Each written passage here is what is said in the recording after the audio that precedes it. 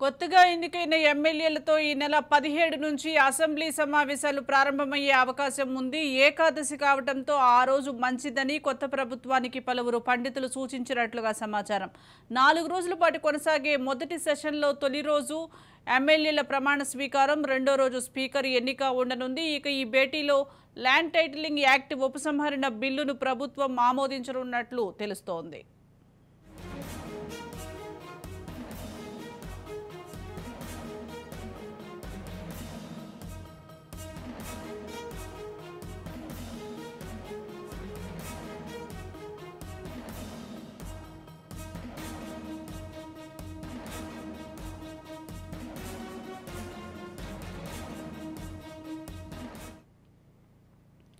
కొత్తగా ఎన్నికైన ఎమ్మెల్యేలతో ఈ నెల 17 నుంచి అసెంబ్లీ సమావేశాలు ప్రారంభమయ్యే అవకాశం ఉంది. ఏకాదశి కావడంతో ఆ రోజు మంచిదని కొత్త ప్రభుత్వానికి పలువురు పండితులు సూచించినట్లుగా సమాచారం.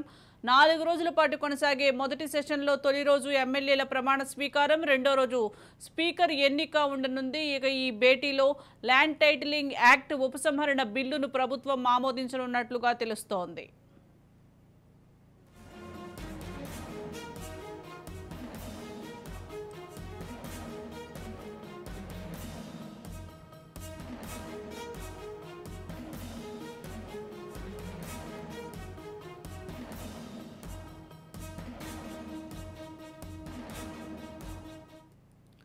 దీనికి సంబంధించి మరింత సమాచారం మా ప్రతినిధి రమేష్ అందిస్తారు. రమేష్, చెప్పండి. ఈ నెల 17 నుంచి ఏపీ అసెంబ్లీ సమావేశాలు కూడా ప్రారంభించే అవకాశం ఉన్నట్లుగా తెలుస్తోంది. మంచి రోజు కావడంతోనే ప్రారంభిస్తున్నామని అప్డేట్ అందుతోంది. డీటెయిల్స్ ఏంటి? సుజాత, రేపు సీఎం గా నారా చంద్రబాబు నాయుడు ప్రమాణ స్వీకారం చేయనున్నారు. ఈ రోజు సిఎల్పి సమావేశం జరిగింది. మొత్తం A1 కన్వెన్షన్ హాల్ లో కూడా జరిగినటువంటి సమావేశంలో పవన్ కళ్యాణ్, అటు బీజేపీ అధ్యక్షురాలు పురంధేశ్వరి కూడా హాజరయ్యారు. ఏదైతే మరి రేపు జరగబోయేటువంటి కార్యక్రమం గురించి కానీ సిఎల్పి నేతగా బలపరచడం కానీ అటు పవన్ కళ్యాణ్, అటు చంద్రబాబు, పురంధేశ్వరి మాట్లాడినటువంటి పరిస్థితి కనపడుతుంది. అయితే 17వ తారీఖు మంచి రోజు అయినటువంటి నేపథ్యంలో అసెంబ్లీ సమావేశాలు మొదటిగా గవర్నర్ ప్రసంగం ఉంటది. గవర్నర్ ప్రసంగం అనంతరం కూడా ఏదైతే మరి ఎమ్మెల్యేలు 165 మంది ఎమ్మెల్యేలు గెలిచినటువంటి నేపథ్యంలో కూటమి సంబంధించినటువంటి టీడీపీ కానీ జనసేన, బీజేపీకి సంబంధించినటువంటి ఎమ్మెల్యేలు కూడా మరి గవర్నర్ ప్రసంగ అనంతరం కూడా మరి ప్రమాణ స్వీకారం కార్యక్రమం ఉంటుంది. దాదాపు 3 రోజుల పాటు జరిగేటువంటి అవకాశం ఉంటది. ఏదైతే మరి రాజధాని అంశానికి సంబంధించి కానీ అటు ఎమ్మెల్యేలు ప్రమాణ స్వీకారం కానీ గవర్నర్ ప్రసంగం అంశాలపైన కూడా అసెంబ్లీ సమావేశాలు 3 రోజుల పాటు జరిగేటువంటి అవకాశం ఉంది. దానిపైన పూర్తి షెడ్యూల్ రావాల్సినటువంటి అవకాశం ఉంది. ఈ రోజు సాయంత్రంలో కూడా షెడ్యూల్ వచ్చేటువంటి అవకాశం ఉంది. ఇప్పటికే సిఎస్ ఎవరైతే కొత్తగా నూతనంగా బాధ్యతలు చేపట్టినటువంటి నేపథ్యంలో కూడా ఆయన అక్కడ ఉన్నటువంటి పరిసర ప్రాంతాలకు కూడా అసెంబ్లీకి సంబంధించినటువంటి నిర్మానుషంగా ఉన్నటువంటి పరిస్థితి కనపడుతుంది.